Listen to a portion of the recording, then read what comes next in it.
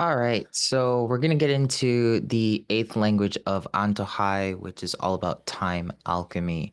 If you're new to Antojai, I'm just going to give you a very quick breakdown just so that you basically have a crash course and catch up as quickly as possible. So Antohai is the language of the Ascended Masters. In certain iterations, it even shows up as like the language of like the gods themselves, right?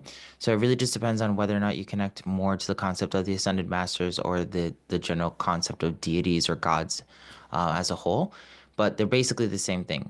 There are certain deities that become ascended masters, etc., right? So Antohai is the language that composes everything in every dimension from not only angels, aliens, our physical chairs, our physical bodies, our spirit, our soul, other dimensions, other planets. It literally, you can think of it as like the atomic cosmic structure of everything.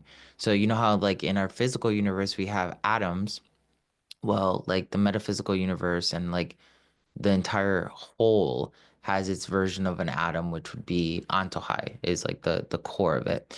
So Antohai is a prime language. So like it has a general dialect that you can discuss and talk and like kind of get into the vibe with it. And then it breaks down into very specific languages. So we have the general concept of language on Earth, and then the general concept of language breaks into like German, Spanish, English, Japanese, right?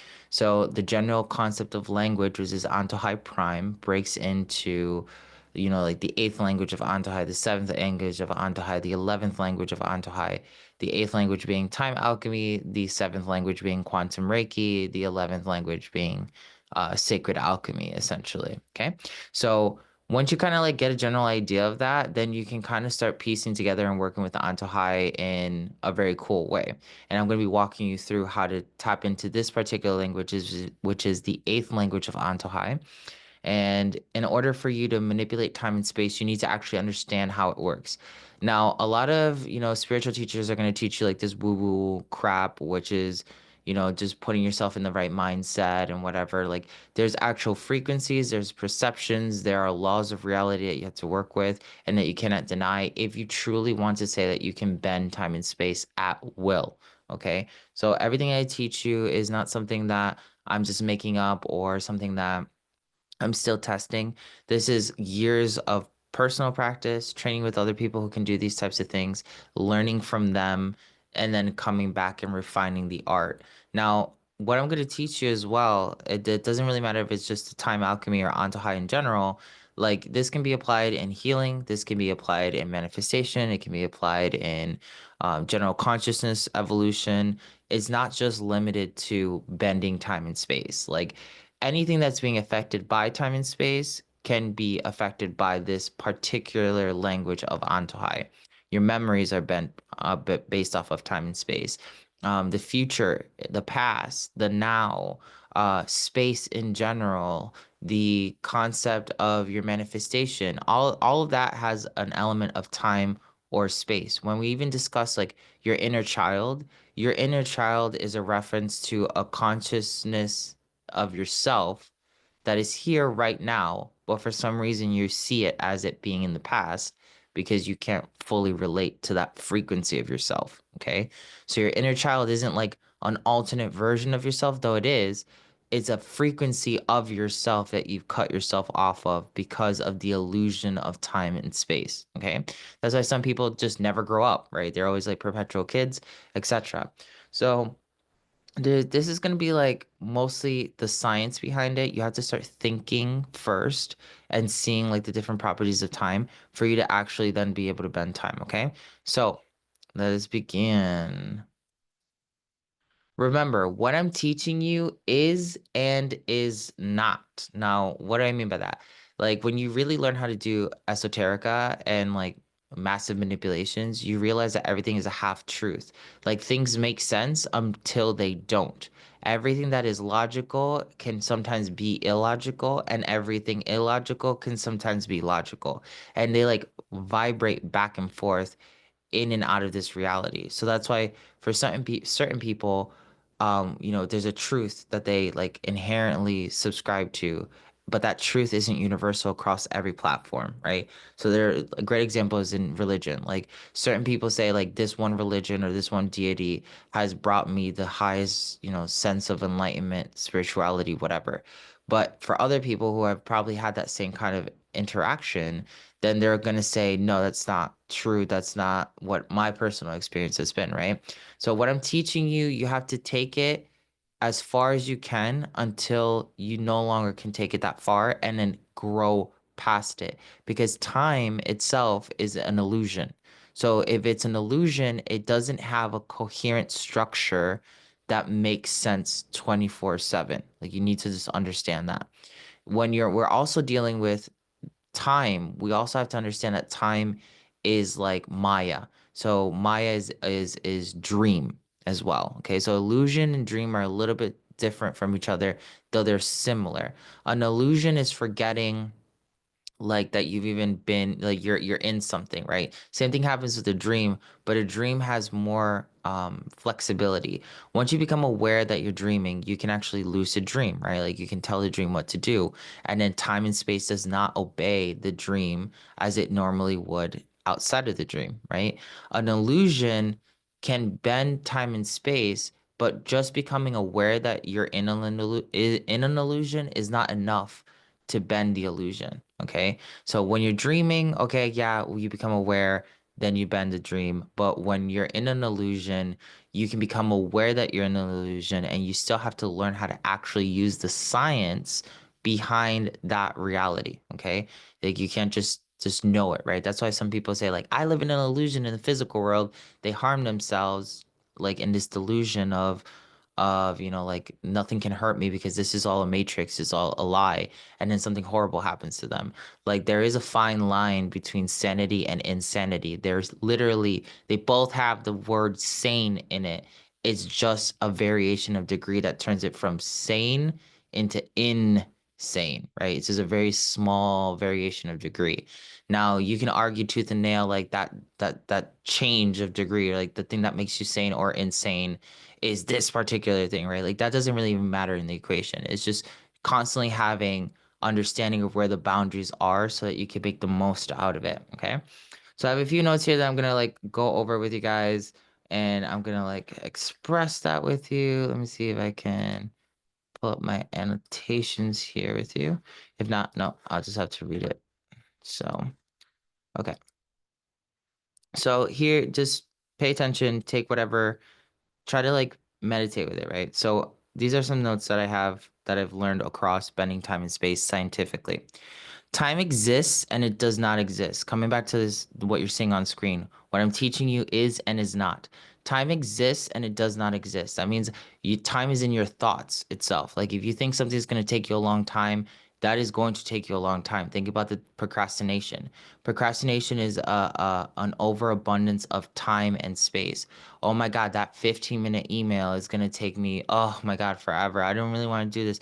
The more space you put between you and the email, the more time will accumulate because you procrastinate. You should have done it today. You don't do it tomorrow. You don't do it the day after. Before you know it, 4 days have passed, and you're like, oh my God, I should have sent that email out, which would have taken me 15 minutes.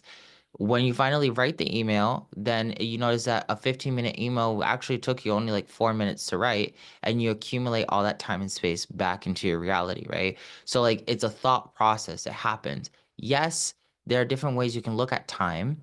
Some people can say, "Oh, well, you can't deny the fact that we're all going towards death, right? Like the future is guaranteed."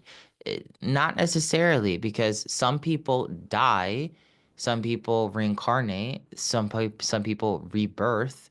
You know what I mean? Some people transform. So like the end point of our physical lives doesn't even equate to death itself. Some people, yes, do die, but other people don't. Other people are immortal even. And sometimes we think about immortality as being the thing that allows us to defy time actively. Like we have a physical body that we stay in forever, and that's how we're immortal. Immortality is actually much more complex than that, and it's much more like when you actually attain immortality, you're like, oh crap, like this is so much better. Immortality is the ability to remember who you are regardless of what time and space you're located in. Okay? It immortality isn't relative to your avatar. Okay. So you really need to pay attention to that. Like, in a way, me and a lot of other people that I know are immortal simply because of the fact that like when I was born as a kid, I was born into a shamanic family. I knew I was supposed to do something in the shamanism world my entire life. I started learning alchemy and magic since the age of a kid, and I remembered a lot of my past lifetimes that have shaped me into the person that I am right now, and it helps me make decisions. I remember who I've been regardless of the time, the space, and the avatar. And that is true immortality. Everyone is trying to achieve immortality from the sense of like the physical body never dying. You can prolong the physical body from dying. You know, you can go to like 500, 600 years if you tapped into that like divine wisdom in the body itself, but eventually the body has to go back to its energetic standpoints, right? Like it came from nothing, it must go back to nothingness in some shape or form. So time doesn't exist. It's a matter of perception and density, just like I had described to you earlier. Your atoms are what reacts to the perception of time.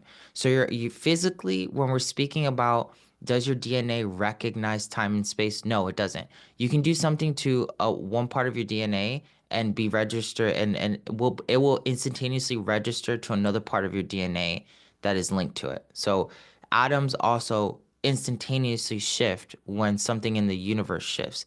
If our polarity goes up, then an atom somewhere simultaneously at the same time is going to go down. Okay. So our physiology doesn't even obey time. It's working within the time perception that we are creating for ourselves, right? If we believe that, okay, everyone in our family lives until like 89 and then usually we die around 90 or right before we're about to reach 90, you're subscribing to a timeline that tells your atoms how to organize themselves and then organize reality to give you that manifestation of we die around 89, 90, right? And then the thing is, your atoms are obviously copies or like splits of other atoms that came from your mom, your dad, your grandma, your grandpa, right? So, like, in a way, some of the atomic vibrational frequencies that you're carrying in your body are not even necessarily yours. They're like other people's. And that's why over time, you might notice that you and your dad have the same exact habit.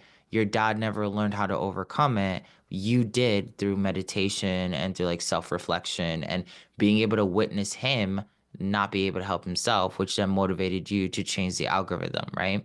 And that's why a lot of times when you change yourself fundamentally energetically, people get changed around you that are linked to your DNA. Like if you cure yourself of like hatred, you might notice that suddenly your dad, who was a really hateful person, is not as hateful anymore, right? They may not be cured of it, but at least they're having epiphanies that are not associated to their standard MO, right? So your perception of time is what also shapes gravity, okay, or is shaped by gravity. Now, this is where it's going to get really interesting. We're getting into physics, we're getting into quantum science. Just try to keep up and make notes if you want to, but I'm gonna read it from the get-go. I'm just gonna read the whole entire line that I have written down. Time exists and does not exist. It is a matter of perception and density. Your atoms react to your perception of time. Your perception of time is shaped by gravity. Gravity is intrinsically linked to density or resistance. Through gravity, though gravity does not have density. Okay, so I'm going to stop right there for a second. Your perception of time is shaped by gravity. Gravity is intrinsically linked to the density or resistance. Okay, though gravity does not have density. Now, this is where, again, what I'm teaching you is and is not. Gravity doesn't have density, but gravity creates density in certain ways. So then density does not have gravity, density does not have magnetism, but magnetism can create density, right? So then there's rules that kind of turn on and off when you're bending reality itself, and it's like ones and zeros on a binary code. Like you just tell the computer on when you're programming, how how to read a series of ones and zeros so that it understands the color red, the number five, the word it, right? Like it's just a series of levers being turned on and off to give you a perception of reality. Now, density is a property of matter. Density locks in matter into a manifestation. The more mass something has in a space, the more density it holds. Okay. So if you're this still seems kind of far out for you, I'm gonna like really simplify it for you. When you do, if you're familiar with energy healing, sometimes you're energy healing a person and the room gets really dense, or you feel a ton of energy coming off of your hand, or the room feels really thick. Okay.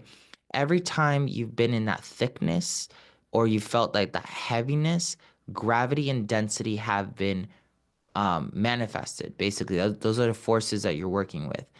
Though they're not the same thing, sometimes you are using gravity to like hold certain manifestations into place, and then you're using density to drag and make it more solidified. So I'll give you another example. If you're some when you a lot of you that are obviously taking this course are not 3D anymore. You've somehow become aware that reality isn't suffering, reality doesn't happen to you, right? Like, but until the moment you had the awakening, think about the time where shit would happen and you'd be like, why is the universe out to get me? Like, why are people more lucky than me? Oh my God, like, the world is out to get me, right? And then you would live that life. It would create more of the same because you're creating a gravitational pull that sustained the density of a manifestation that you deeply were like attuned to. Like, right? Your reality are attunements. Similar to Reiki or another energy modality, you get attuned to a reality and then that modifies progressively, okay? So then the moment that you decided to start reading The Secret or going into energy work or doing anything, right? You decided to not be as dense in the 3D universe and you changed your vibrational output or your gravity, which then allowed you to start manifesting miracles, talking to angels, whatever your personal experience has been, right? And then there's levels of density. So, like, there's density at a third dimension, fourth dimension, fifth dimension, and the density will be drastically different, right? In the third dimension, everything's happening to me, the world sucks, like I can't change anything. At 4D, okay, like I can change things, but I can't change everything. At 5D is like, why would I want to change everything? There's certain things that need to happen, and I'm okay that they're happening. Whatever is obviously out of tune and I can manipulate, I will manipulate, but it's only going to be in the highest vibration of authenticity and self-truth.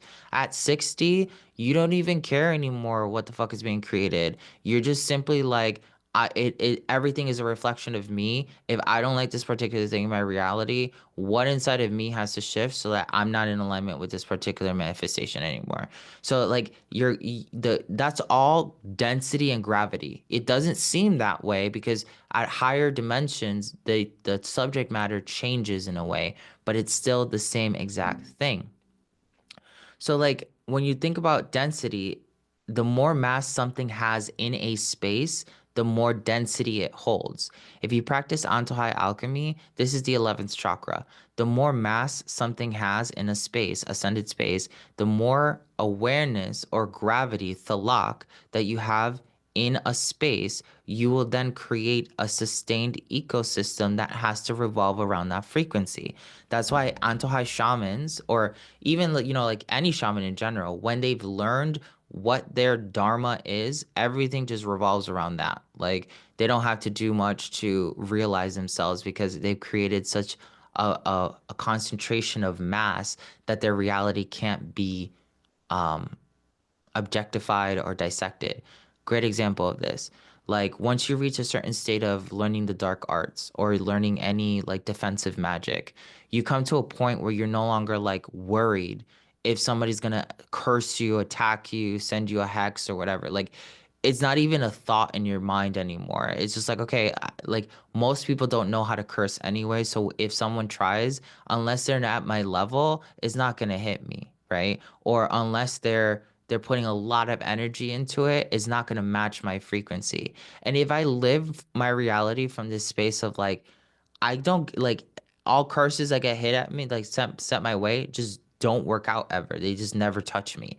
And I solidify that density. I will create a gravity around me that then creates also magnetism. And there, any curse that gets sent to you is just not going to hit you. You know, it's just not going to work. Now, that's not a perpetual constant, right? Because there are days you're going to feel like off or whatever. But this is something that's really important to kind of pay attention when you're thinking about what you're doing. That's why fame's another great one. The more mass someone has within themselves, like the bigger they feel that they are supposed to be, the more density is going to happen based off of that. And then that's why people like become famous overnight or even rich overnight because they've solidified their mass in the realm or the dimension or the destination that is wealth, fame, etc. Right? And I'll give you another example. I'll give you examples so you can understand how time manipulates manifestations. When I wanted to be in a certain class of people, I want to hang out with like celebrities or whatever, I literally would meditate and see myself in the same room with them. I don't need anything from them because we're equals. We're sitting in the same space, right? At the same time right now. And then because I did that, and the more I immersed in that, the more I believed it, the more I knew it was real, the more mass it accumulated. Therefore, it expanded and then created density and then would then magnetize and gravitate things of that same nature that put me in the room with some people that I was like wanting to work with forever or like I was admiring to some degree. So like that's how it works. Like a lot of times people think time and space just because it's an illusion, it's you should throw it out the window altogether. Like we need to overcome time and space. It's actually a property that's very useful because it's tied to our generalized like physics, right? So, another thing you need to understand is that time is a fourth dimensional construct, right?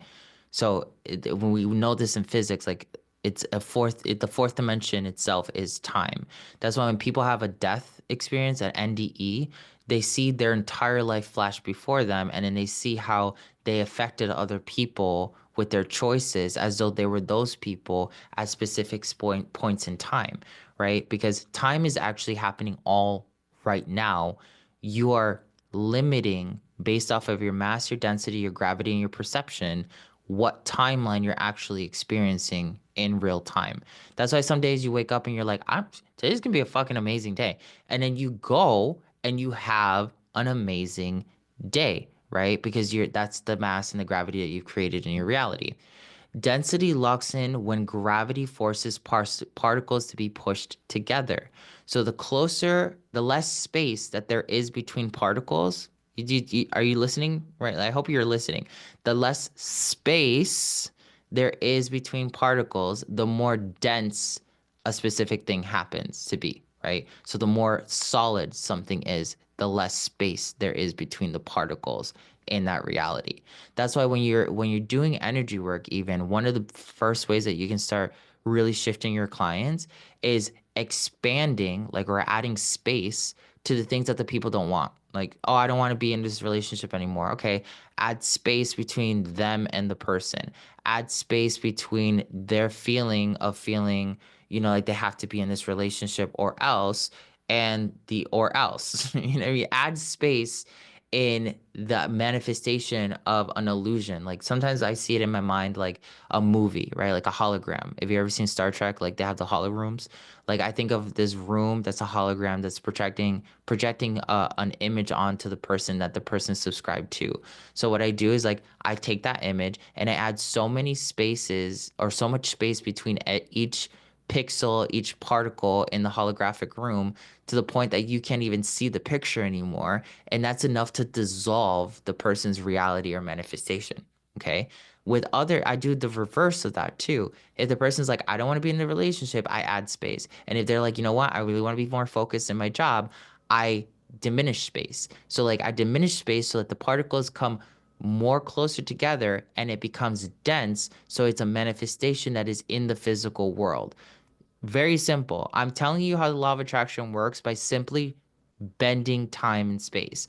No one's going to tell you this stuff because it takes so long to actually understand what you're doing, okay? And I'm telling you, it's taken me freaking 25 years to get here, and I'm just boiling it down. If you don't understand this, you cannot, like, literally bending time and space is just like an illusion, or it'll randomly happen and you never actually have control over it.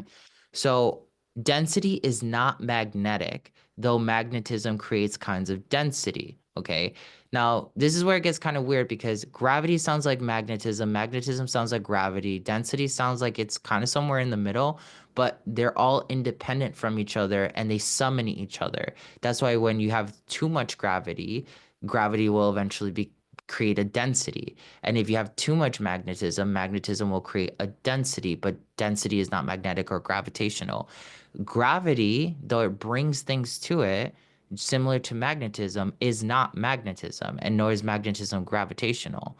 So like you start seeing like these are like similar frequencies, but they're not the same. And then there's certain combinations that trigger whether or not they manifest themselves within each other. Okay. So that's one of the things that you need to understand where magnetism is movement. Like you generate energy, you generate the movement of energy. Magnetism doesn't actually care about matter. So it's like that's why when people teach you the law of attraction, they're like, become magnetic. Think about the car that you want and then bring that car into your reality. Like see yourself sitting in that car. Like that just technically does not work because magnetism doesn't register matter. It registers the frequency in which matter organizes itself into.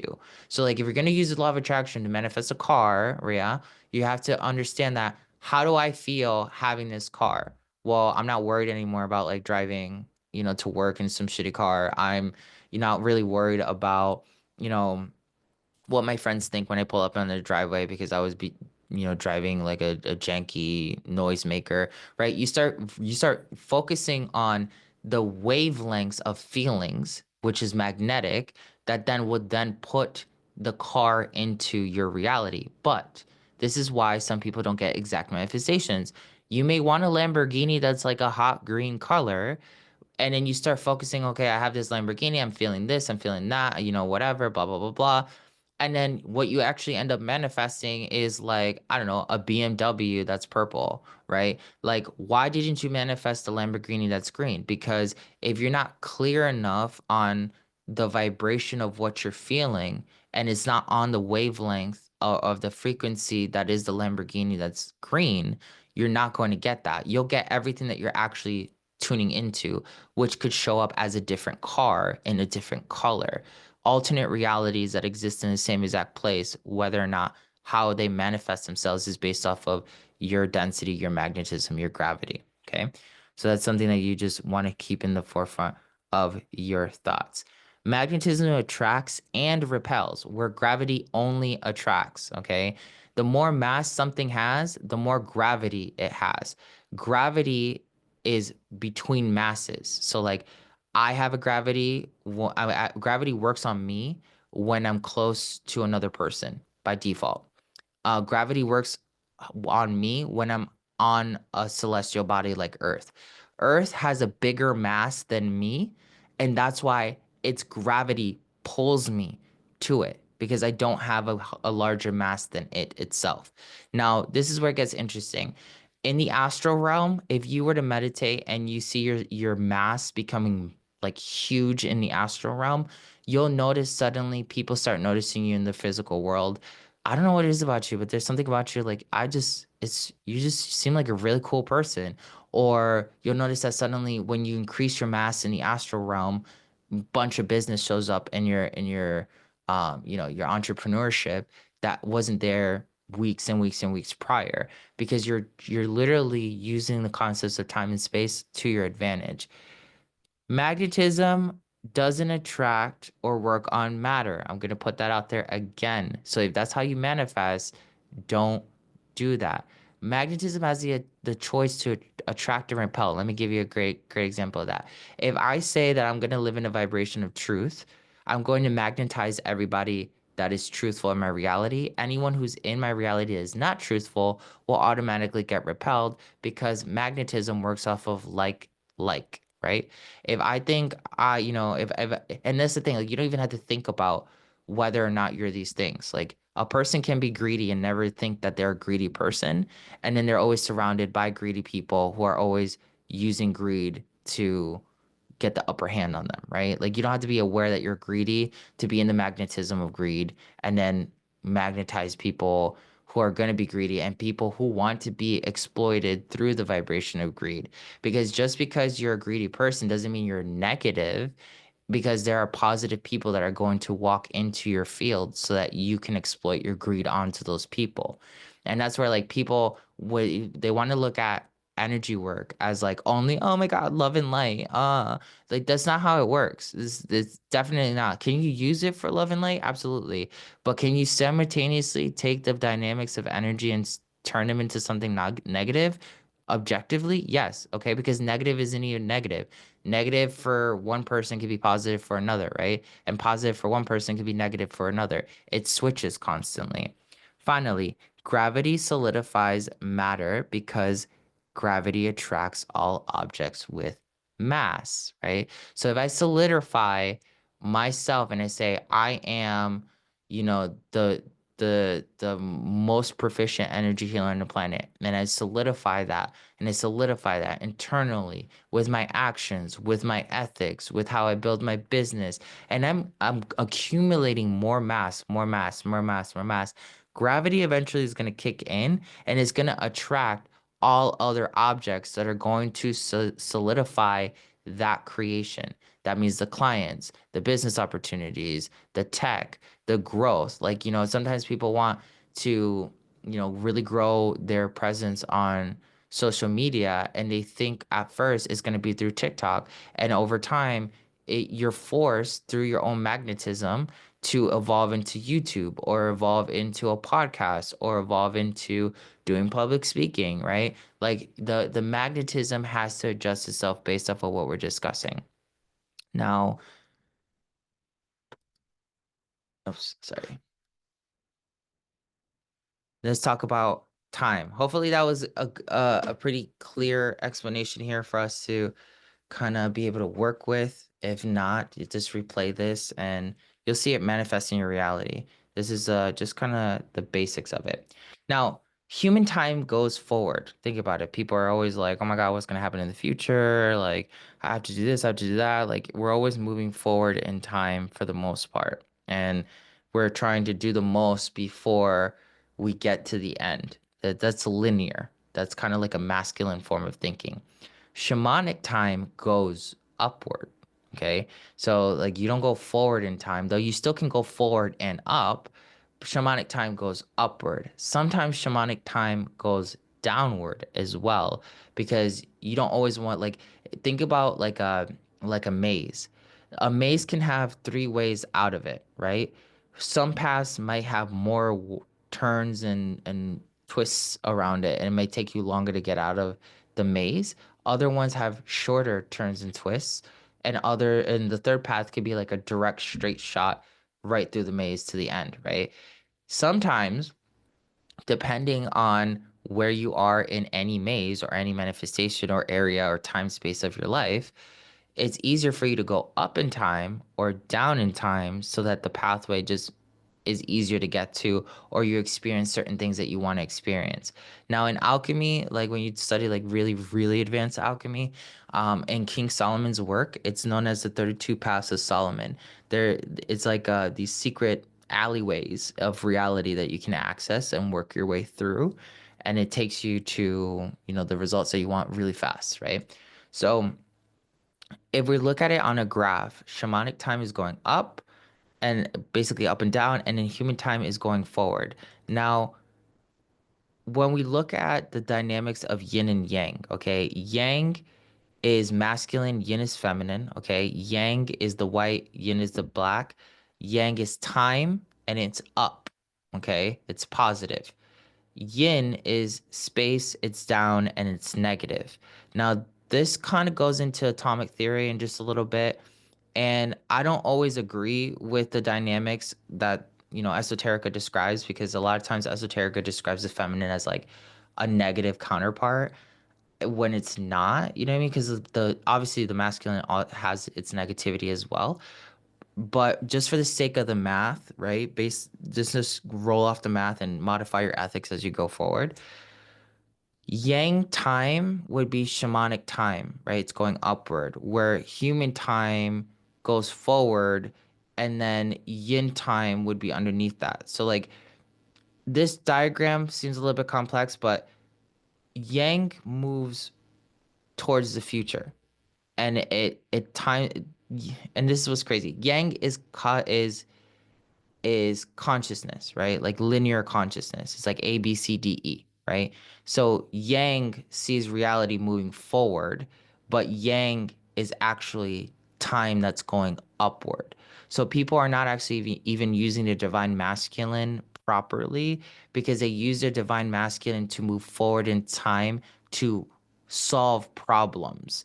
And then A, B, C, D, E get to their last objective. Now yang would be like, this middle line right here, right? Like the horizontal line. Yang moves towards the future, always looking to the past for evidence or examples as to what to do. It's the logical mind, basically. But if you were to truly tap into Yang, Yang would then be like, okay, this timeline isn't working because that's the most obvious logical thing. Like, this shit's just not happening. Let me go upward in time. Let me choose a different timeline upward.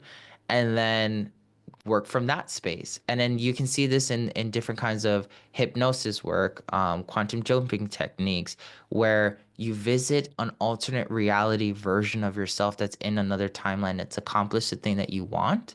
You talk to them, they give you instructions, and you suddenly change your rhythm, which then changes the timeline because you consciously made a decision to change timelines by talking to another version of yourself that already has the thing that you want. Most people, when they even think about like quantum jumping and stuff like that, they never even think about addressing themselves. They think about jumping from one timeline into the other so they get the results that they're looking for, right? So this is kind of like a very interesting concept when you start actually manifesting it. You're going to see it. This is not theory.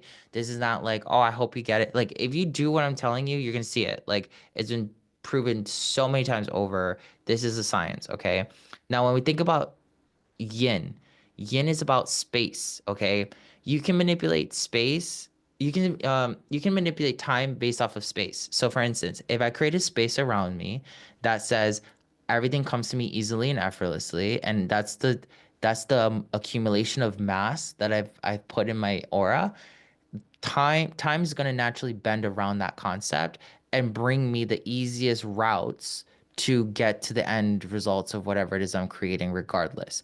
And this is why when I teach Antojai, I teach shamanism, I teach apprenticeship type stuff, I'm constantly pushing all of my students to think outside of the box when it comes to a manifestation. Some people are like, "Oh, I want to be psychic." Why? Why do you want to be psychic? Like, be hella specific. Like, is there, because psychic is thousands and thousands and thousands and thousands of powers that could just surface. Like, what does that actually mean? Like, do you want to be telepathic? Do you want to be able to predict the future? Do you want to be able to talk to animals? Like, there's a degree of psychicness that you can attain if you're extremely clear about it. And if you create the space that then allows you to embody that energy, time has to bend around you, and reality literally will seem easier than what it seems for other people.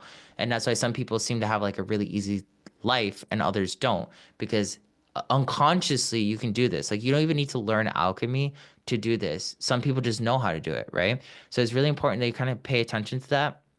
Um, and always just remember, like, when you think about space, that's the womb. That's the divine womb. Like, we all had to come into a space so that then we can enter time.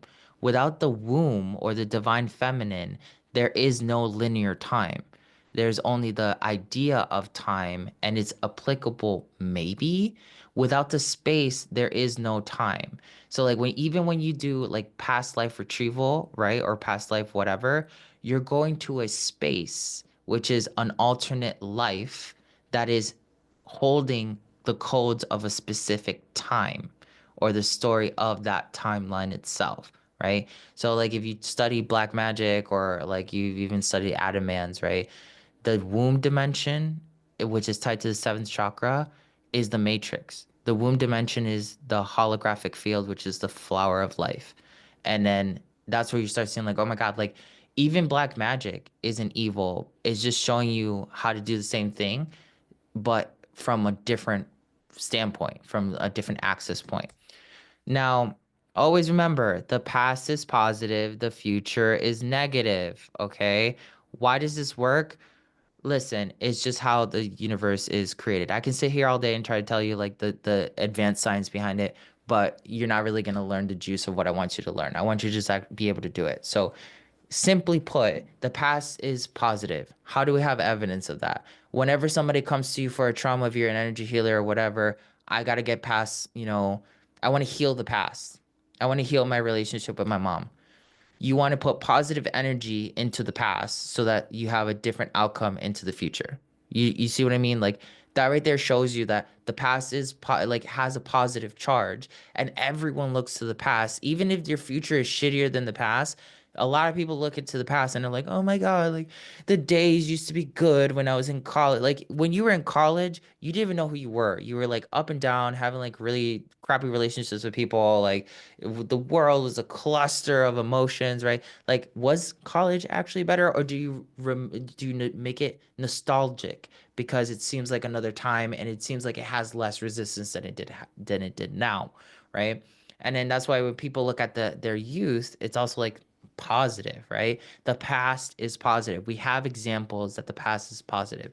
Now, am I saying like the past is negative as well? Yes, absolutely. Like that's why people have trauma. Like they have trauma that caused them a negative reaction, and then they're trying to find positivity from the past. And then a lot of people have to go into hypnosis or therapy or medication so that they can bring positive energy into the negative events of the past. By just looking at that, literally, the past is always absorbing positive energy. Okay, period.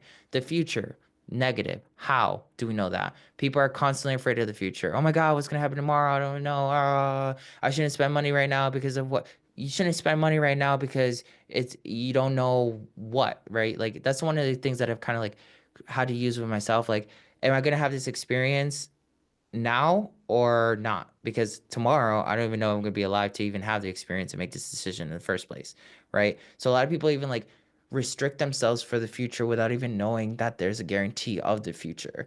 And then when that happens, that creates an even more negative feedback loop because then people don't realize themselves and when it comes to the point of their death and they're reviewing their life, they're like, man, I should have done more, da da da da.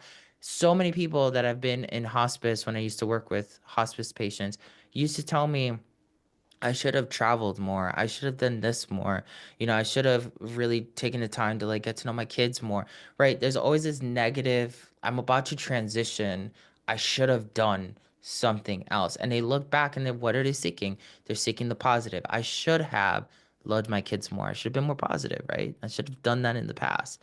And you start kind of seeing these constructs, right? A lot of people are what? Afraid, like even if we don't look at death and we just look at the general aspect of ascension, when we think about the future, people are like, I don't want to reincarnate again. Like I don't want to be here anymore. Oh my God, I want to get off. So like the future in some way, shape, or form is a an echo of, like negativity to some degree. And sometimes people don't even see that logically. They're just experiencing their life from that perspective unconsciously. Okay. The future also has like that element of the unknown, but the past also has the element of the unknown. And a lot of times people don't even look at that. Like people are like, oh yeah, just the future has unknownness, but you don't know if a past interaction you had with a person is going to resurface in the future and come back to like impact you positively or negatively.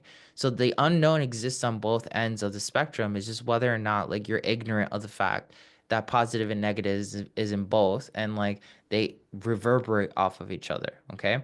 So hopefully it's making sense so far. Now, when we break it down a little bit deeper, up is positive, the past is positive, the future is negative, and then going downward would be negative. That's why people think of ascension. Let me go. let me ascend beyond this dimension. I want to reach dimension 77, right? They see like ascension going up as a positive thing. But let's just be real. Like, if you want to ascend to be a higher vibrational person, like you have to literally deal with your own shit. Like if you want to become more loving, you need to forgive the people that like did you wrong because that's what's holding you back from becoming more loving. If you want to ascend upward, there are specific rules that not everybody can meet because not everybody is being honest on whether or not they want to reach positive ascension. Negative ascension is still totally possible. Like to go up in time, you're of service to other people. To go downward in time, you're of service to yourself specifically. And this is where people are like, oh, this is descension or this is like black magic realm. Like you can be service of self and not harm anyone ever or do anything shitty to the world or anything like that. You just look out for yourself. We're in the age right now where people are just looking out for themselves. And that's why it's hard to like get dates. That's why it's hard to make friendships. That's why it's hard to like really have a solid family structure because people are programmed by default to go towards the negative. They go towards the future. They're trying to compete against the future, the negative, and then they're going downward in their ascension because the only way that they can guarantee the future is by focusing on themselves specifically. And then of course, maybe if they find a lover or create a family to some point, that modifies just a little bit. I'm only interested in securing what me and my family have. That's still service to self, even though you're doing a little bit of service to others, which would be your family members. Now, if you've never thought about any of this in terms of like ascension and magic and whatever, and you've never heard about this from anywhere else, it's because this is really high level calculations of bending reality. It's at first is all a lot of information, but then after a while you're like, oh damn, like I get it, like I see it. And it shapes not only how you heal people, how you talk to people, how you build your relationships, etc. So like when we even look at atomic theory, protons in an atom are positive, electrons are negative. So by just the model that I'm describing to you right now, you can essentially take protons and electrons and manipulate positive and negative just simply by knowing that that's how it's wired. If I wanted someone to have more negative energy, I can manipulate and give them more electrons. If I wanted them to be more shot into the future, I could just enhance or add more electrons to the equation. If I wanted to go into the past, I or have more of a powerful past experience, I can then just easily go ahead and give them more protons, right? And I know that seems way too easy, but that's literally how it works. I've done it so many times in cellular manipulations with people, not only adding space, taking away space, adding time, taking away time, rewriting time, which is their own memory. Quantum science has proven us that our memories are not even like reliable because whatever memory you bring up right now in your mind, I want you to stop right now and just think about a happy memory, any happy memory.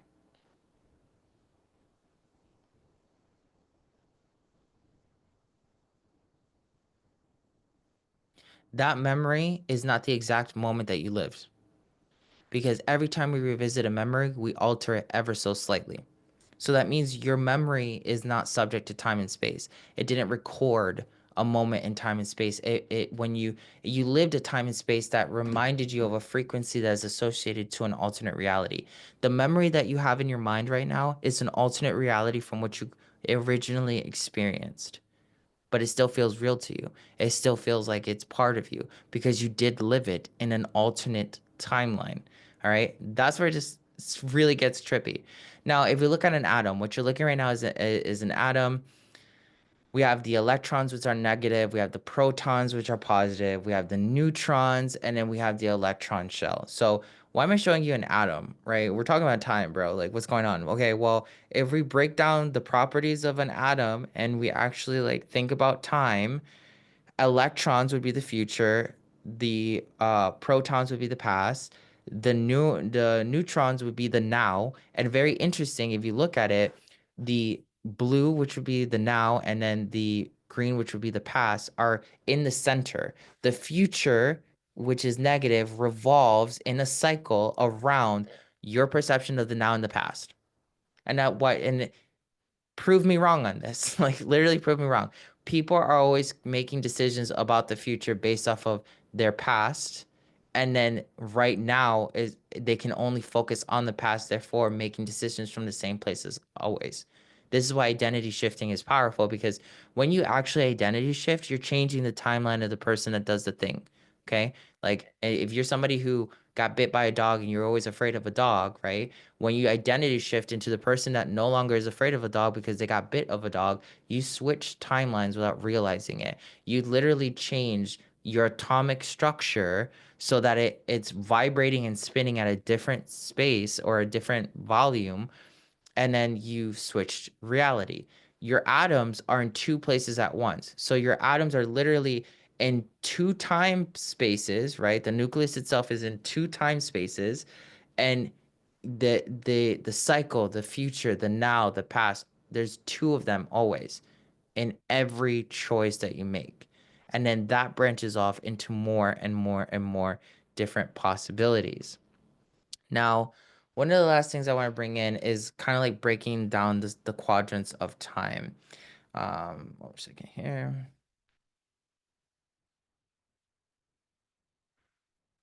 Sorry, I'm just pulling up one of my notes. Let's keep one from here. So if we break down ascension and like time itself, right? So we have this corner right here, okay? The upper left corner. You can ascend past the past, okay? And let me give you an example. When someone has like PTSD, they can choose to look at the past and then be like, this all happened for a reason. And it happened to teach me X, Y, and Z.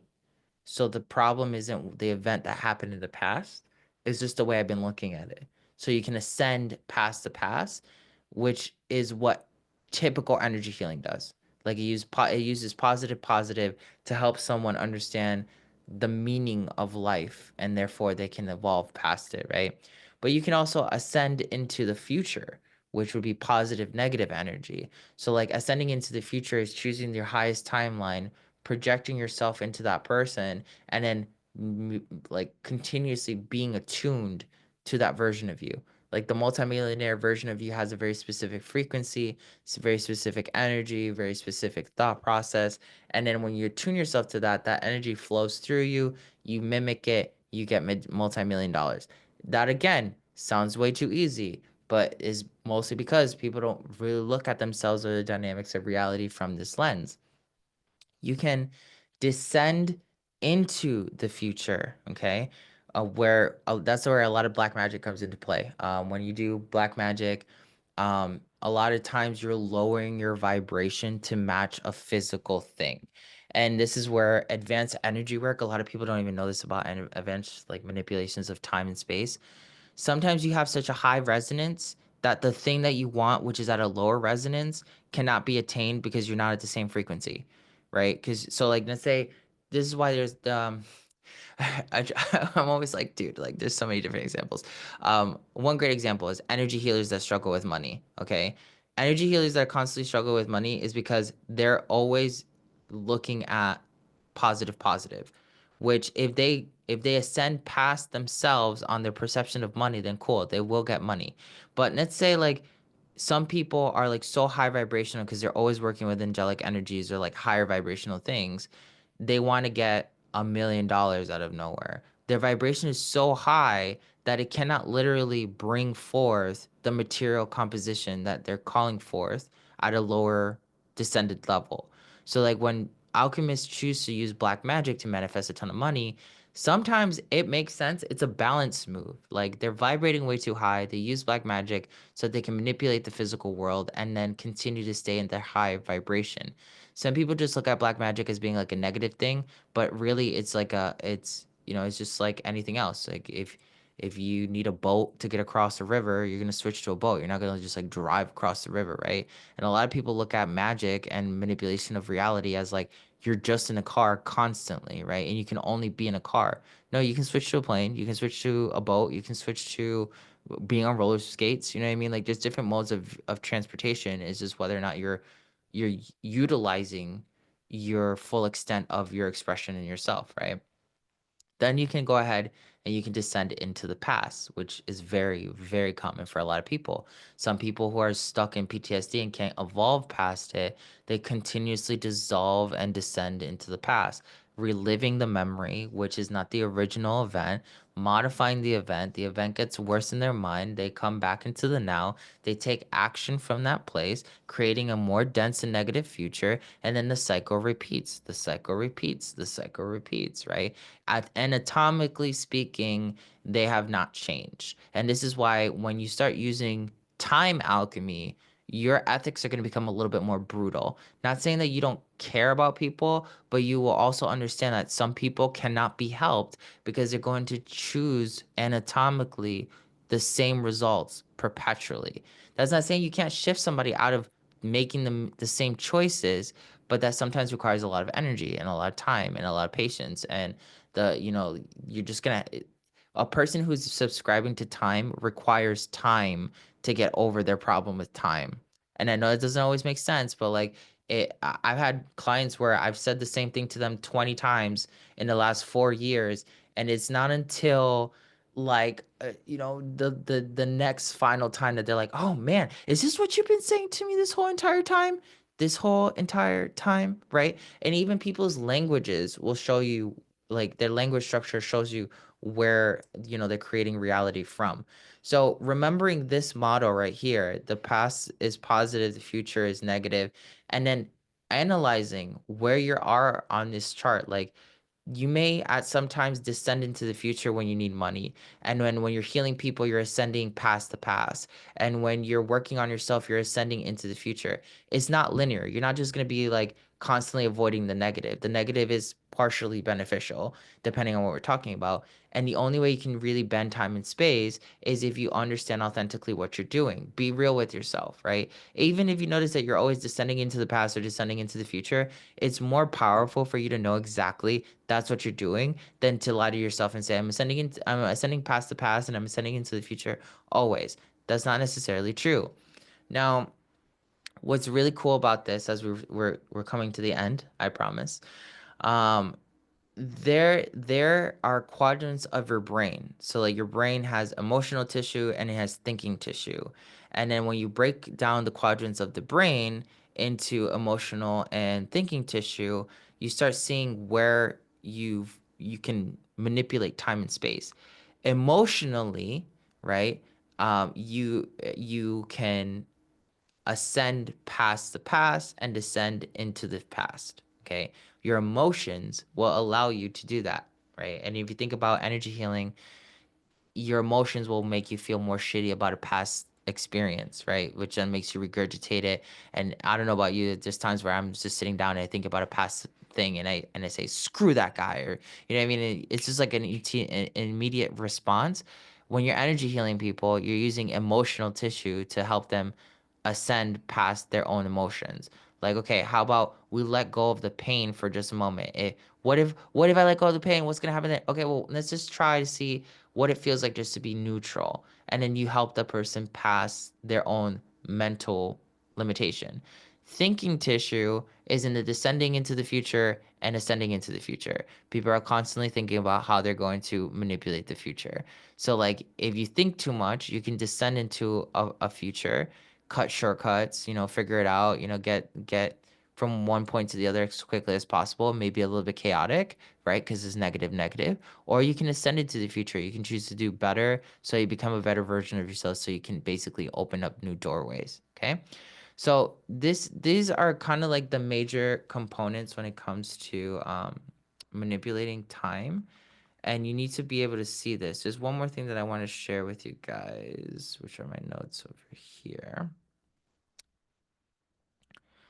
So when we're talking about atoms, right? And we're talking about like how they orbit each other, okay? In an atom, electrons orbit the positively charged nucleus, okay?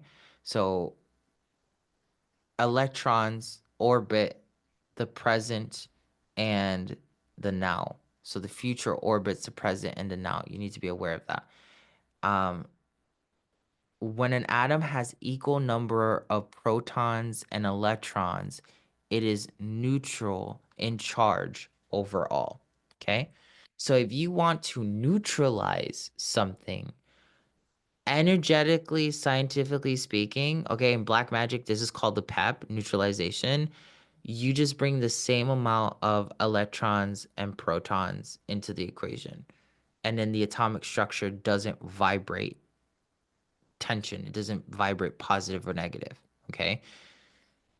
Now, I'm giving you all this. Let's do a quick drill so that you can fully understand what we're doing. I want you to just take a deep breath, relax your mind. I want you to think of the future. Think of the future, think of the future, think of the future, think of the future, and just accept that it's got a negative charge.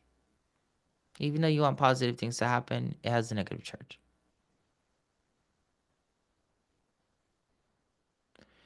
Right about now, you should have felt like a very quick shift in your mind or in your energy that gave you some sort of confirmation that you've attuned yourself to what we're talking about. Could have been a thought, could have been a voice, could have been like, oh wow, I feel more elated, right? You literally, by thinking this, have now grabbed the frequency of an electron. So instead of the future being negative, the future is an electron. Grab the electron.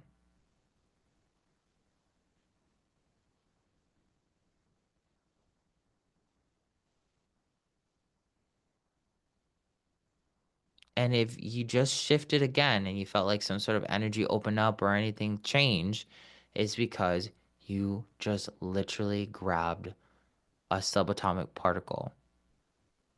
So then if you felt the shift so far, this is how easy it is to manipulate your DNA because your DNA is also atomic in its structure. So then all you have to do is understand when you're manipulating energy, you're not just manipulating the frequency of truth. You're manipulating the biochemical signatures that compose truth or that are interlinked with truth. Taking a deep breath in and out.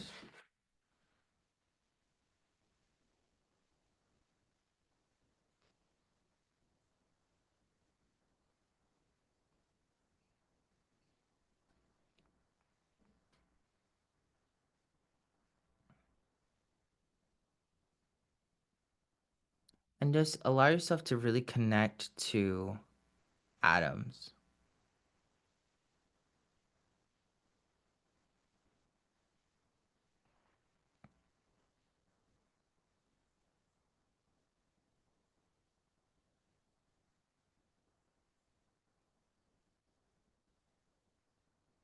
Taking a deep breath in and out. Think about the past. The past is positive. Even if you had negative experiences, the past is positive.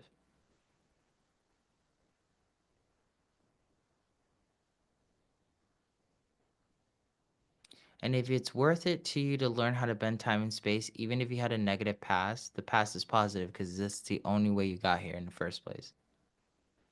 Without that, you wouldn't be learning how to bend time and space actively.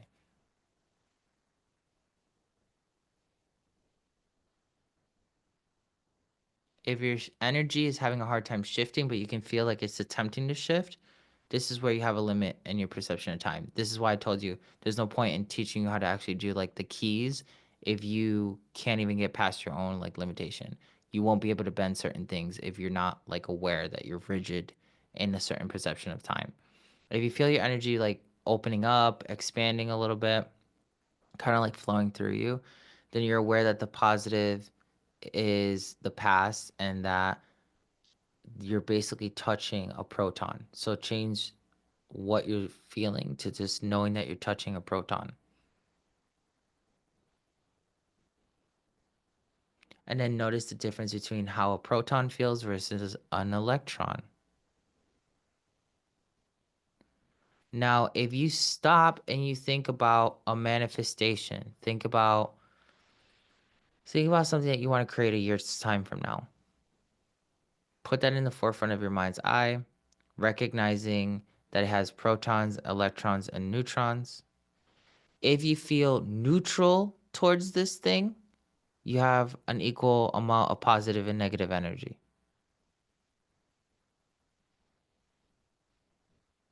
If you feel like it's a really negative, like I'm gonna get there, I'm just gonna have to jump through some hoops and blah blah blah blah blah, and there's tension, you have a lot of negative energy.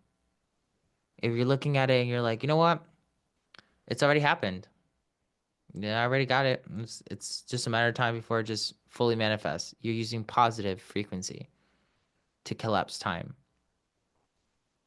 And then that tells you if you're one of the people that's like, oh, it's already happened. Like I'm just waiting for it to like be delivered. You're ascending into the future.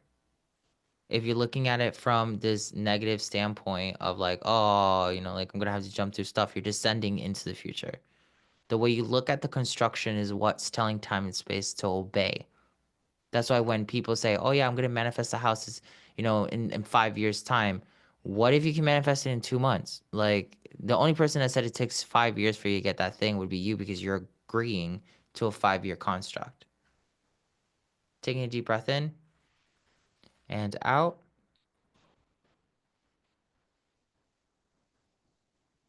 Relaxing your mind.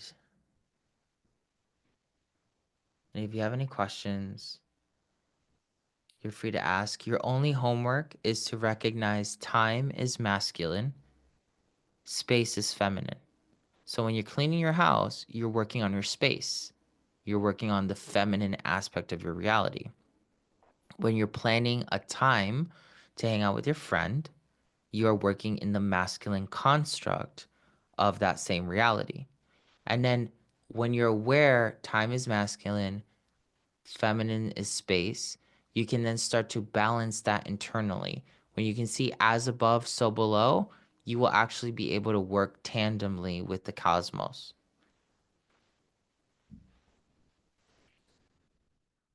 So that's our lesson for today. If you have a question, you're more than welcome to pop it in the chat box or unmute yourself to ask. One last thing, if you want to take your homework a little bit further too, not only looking at time as masculine, but also looking at like, am I moving forward through time or am I choosing to like move upward or alternatively through time? If you can switch the way you look at how you're moving through time or even how time is moving through you, that'll be another way for you to really open up the doorways to bending reality. It's going to happen really fast if you do it correctly. Like it shouldn't take more than 2 days for you to start seeing results or whatever. If it's taking more than 2 days, you're too rigid, you're overthinking, you're afraid of it. You are the problem. Like you're the person in the way. It's not that the mathematics don't work. It's not that, the alchemy doesn't want to operate with you.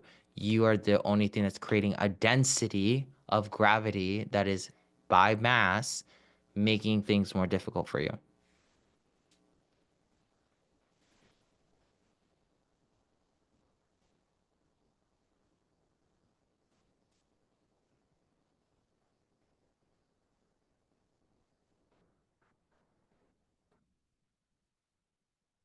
All right. Then that is today's class. If you guys don't have any questions about anything, if you do have a question that pops up later, feel free to put it in Patreon's chat or on the actual lecture, and I'll talk to you there.